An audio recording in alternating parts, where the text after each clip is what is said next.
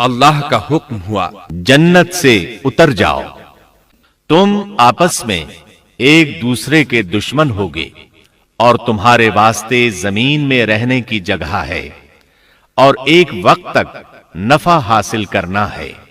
تم وہیں زندگی بسر کرو گے اور وہیں مرو گے اور وہیں سے دوبارہ نکالے جاؤ گے۔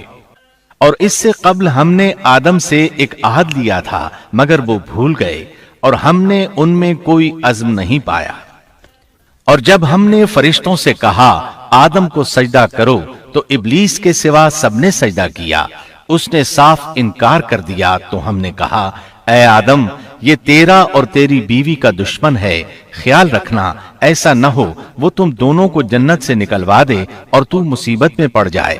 یہاں تو تجھے یہ آرام ہے کہ نہ تو بھوکا ہوتا ہے اور نہ ننگا، اور نہ تو یہاں پیاسا ہوتا ہے اور نہ دھوپ سے تکلیف اٹھاتا ہے۔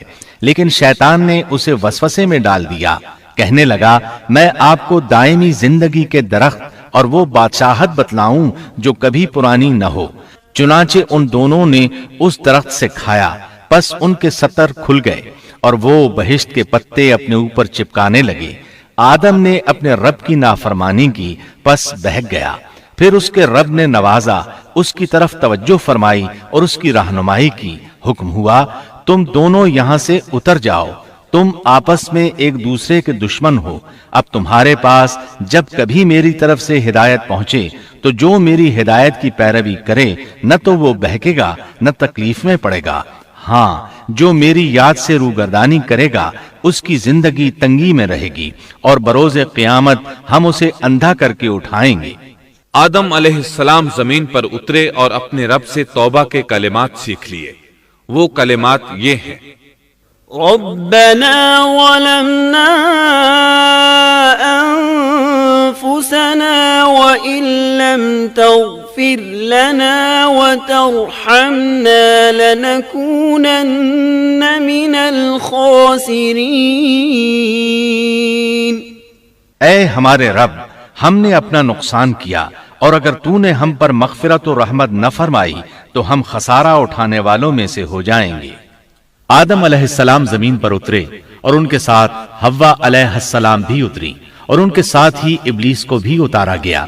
یہ کس جگہ پر اترے اس بارے میں اختلاف پایا جاتا ہے، لیکن ابن عباس رضی اللہ عنہ کی بات راجح محسوس ہوتی ہے کہ آدم علیہ السلام کو ہند میں اور حوا علیہ السلام کو جدے میں اتارا گیا۔ جب آدم علیہ السلام اتر آئے تو حوا علیہ السلام کی تلاش شروع کر دی، زمین میں ان کی تلاش میں سرگرداں ہوئے۔ آخر کار میدان عرفات میں دونوں کی ملاقات ہو گئی۔ چونکہ میدان عرفات میں دونوں نے ایک دوسرے کی معرفت حاصل کی تھی اور ان کا آپس میں تعارف ہوا تھا، لہٰذا اسی مناسبت سے اس میدان کا نام عرفات مشہور ہو گیا۔ پھر اللہ تعالیٰ نے زمین کے اندر انسانوں کو پھیلانا شروع کیا اور زمین کو مردوں اور عورتوں سے آباد کر دیا۔ امام طبری رحمت اللہ علیہ بیان کرتے ہیں کہ حوا علیہ السلام نے آدم علیہ السلام کے لیے 20 ولادتوں میں 40 بچوں کو جنم دیا۔ ہر بار 2 بچوں کو جنم دیتی تھی، ایک لڑکا ہوتا ایک لڑکی۔ سب سے پہلا جوڑا قابیل اور اس کی بہن قمیم کا تھا۔ پھر انسانوں کی افزائش شروع ہوئی، آبادی میں اضافہ ہونے لگا۔ اللہ نے آدم علیہ السلام ہی کو ان کا نبی متعین کر دیا، وہ انہیں دین سکھاتے رہے۔